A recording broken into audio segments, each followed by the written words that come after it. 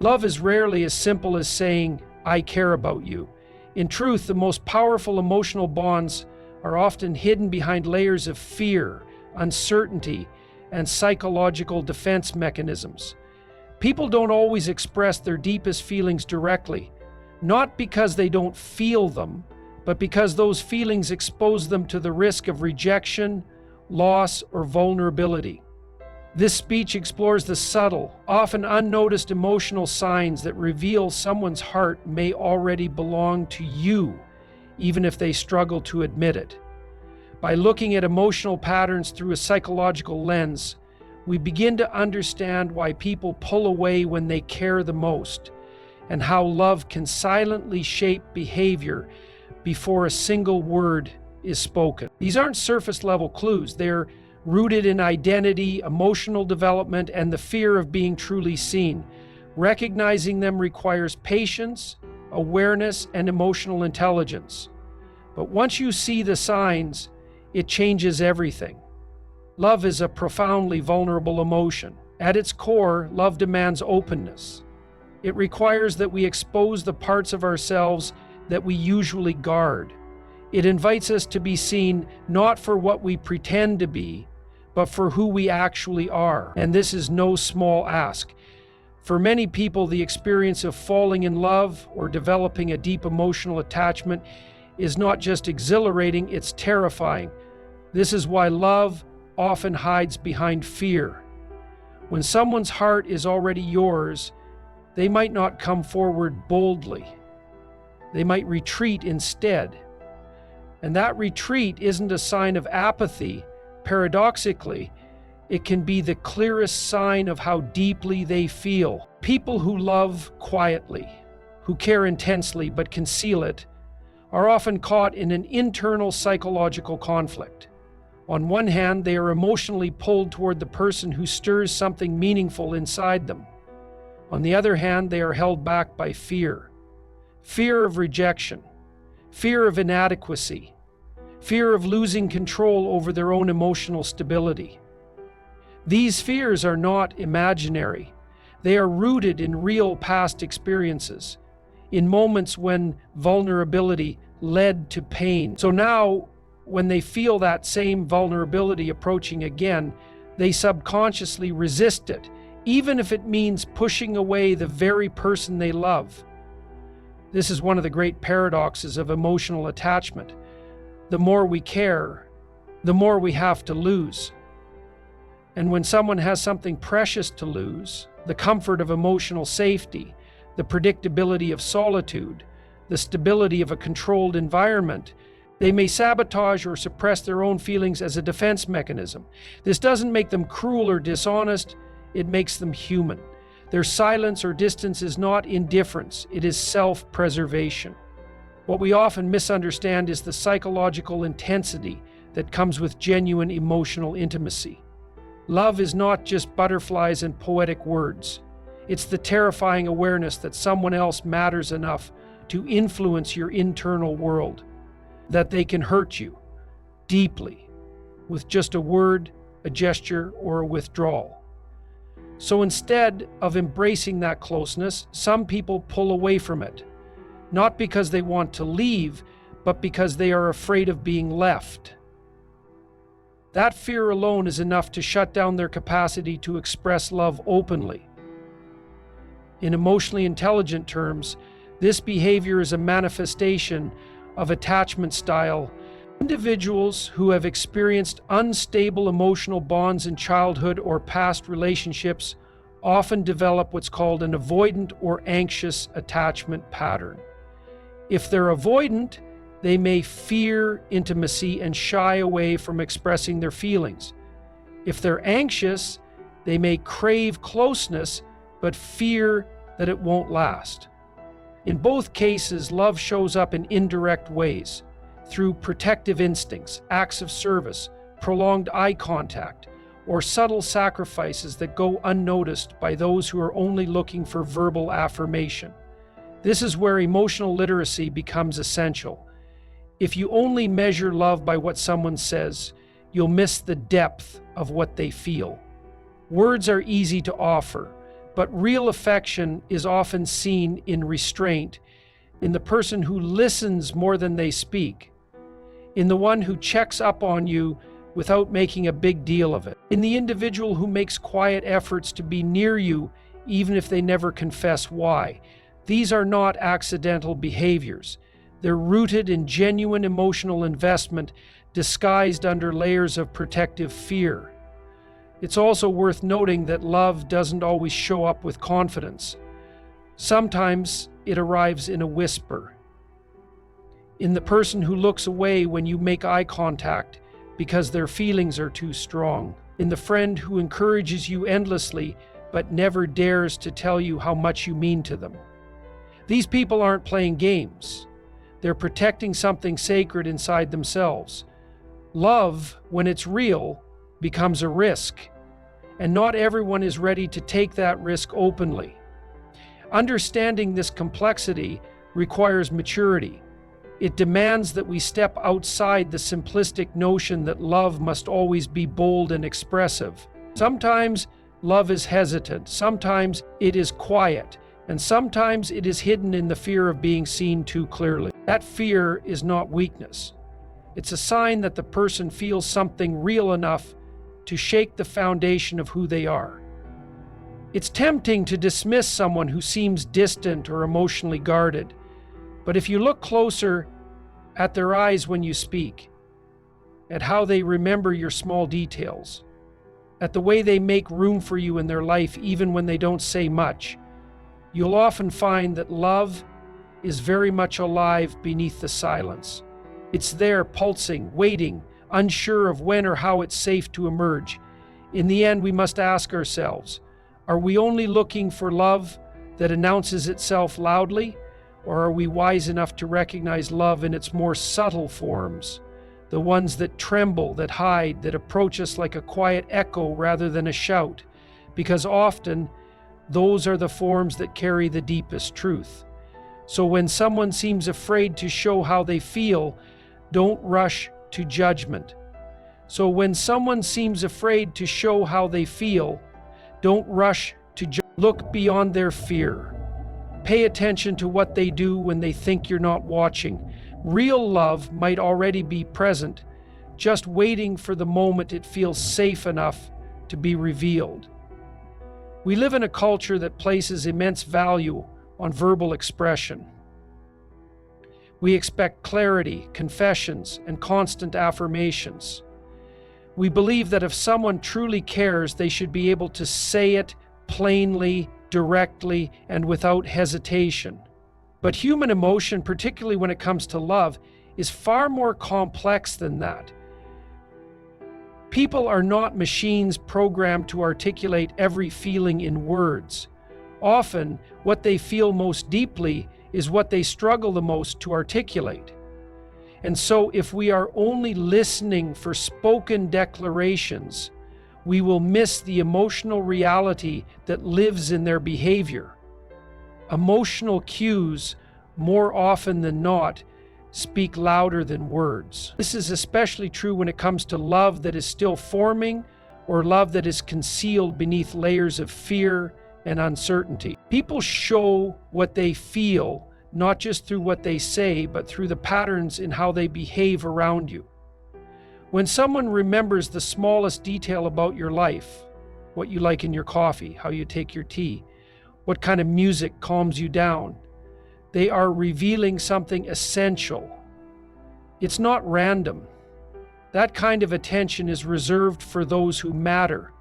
It takes mental effort, emotional investment, and interest.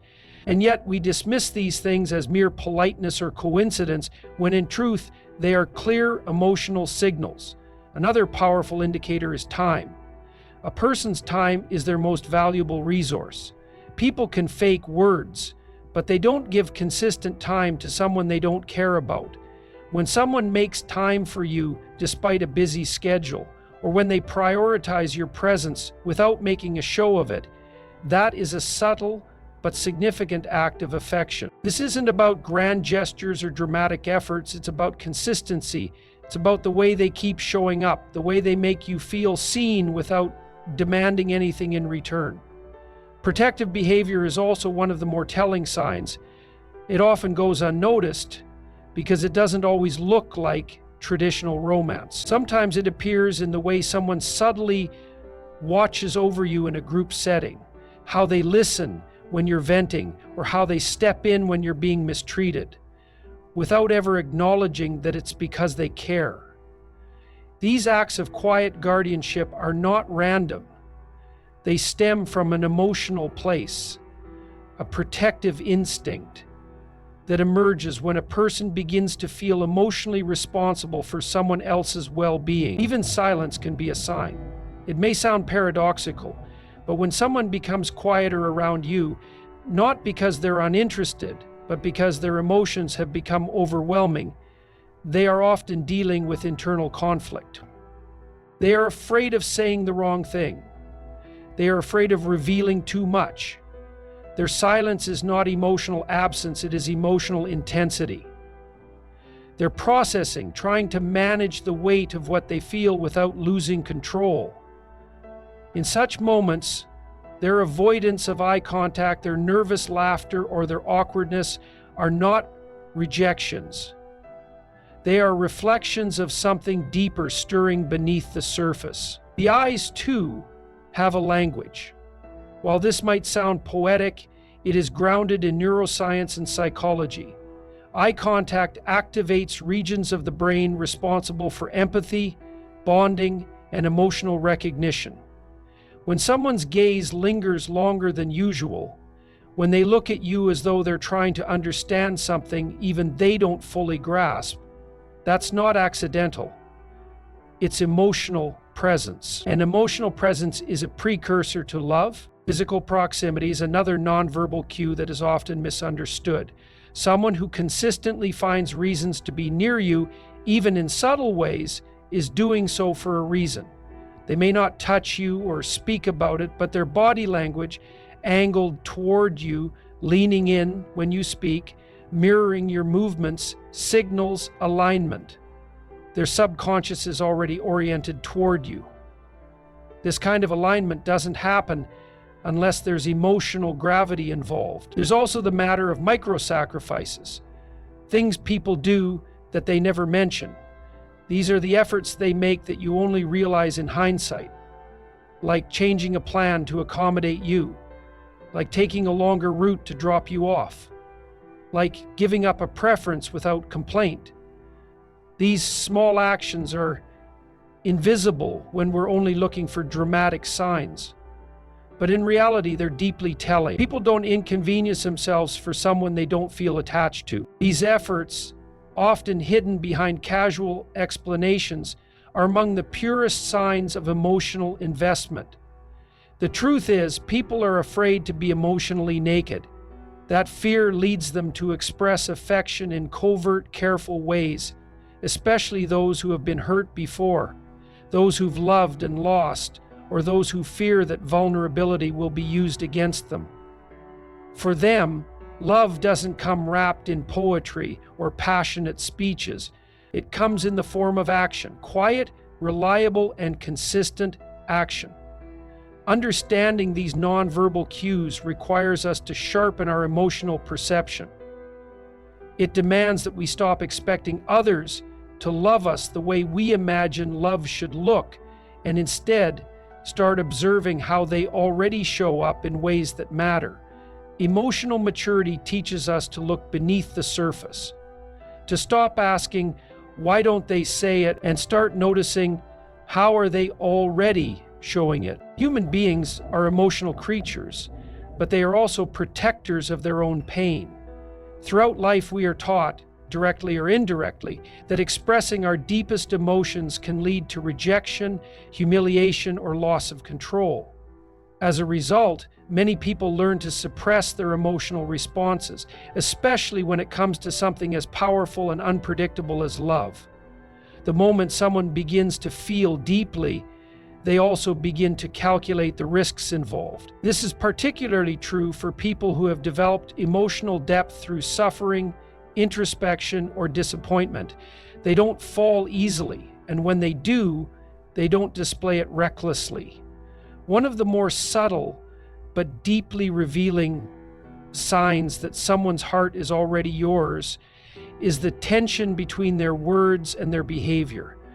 What they say may be neutral, logical, or guarded, but their actions tell a different story.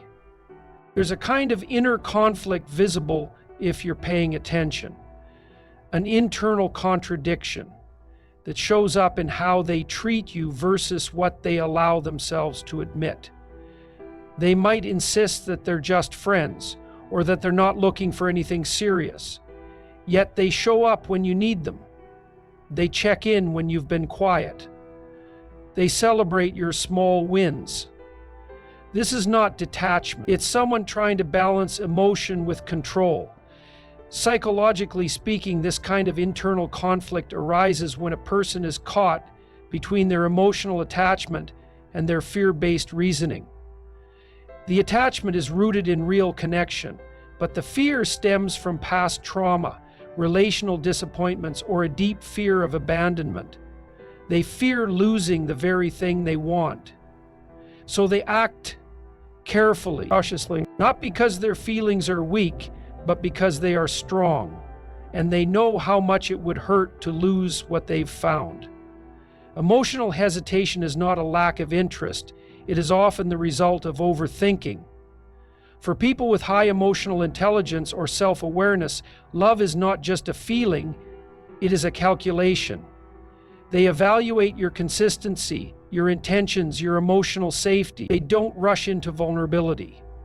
They assess whether you're emotionally responsible enough to carry the weight of what they feel. This kind of love develops slowly, and it often hides in the shadows of logic and self-control. But make no mistake, it's love all the same. One of the most telling behaviors is when a person shows emotional discomfort in situations where intimacy is introduced. If you notice someone becoming nervous, awkward, or visibly uncomfortable when the topic turns to emotions, relationships, or vulnerability, it's often because the subject hits too close to home. They're not disengaged. They're flooded. Their emotional system is activating defenses because your presence or the topic itself touches something real inside them.